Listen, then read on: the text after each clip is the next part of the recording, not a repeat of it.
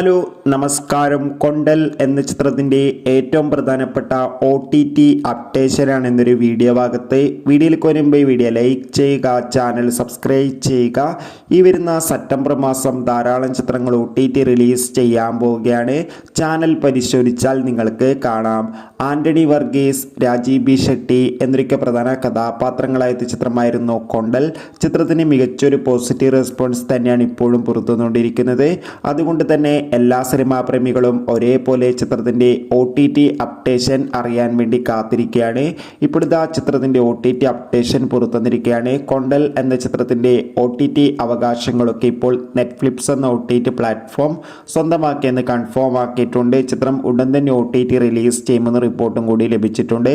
എന്തായാലും ചിത്രം അടുത്ത മാസം പകുതിയോടെയായിരിക്കും OTT റിലീസ് ചെയ്യുക. കാത്തിരിക്കാം കൂടുതൽ അപ്ഡേഷൻ അറിയാൻ വേണ്ടി. ചിത്രം കണ്ടവരുടെ അഭിപ്രായം തീർച്ചയായും കമൻറ്റ് ബോക്സിൽ രേഖപ്പെടുത്തുക.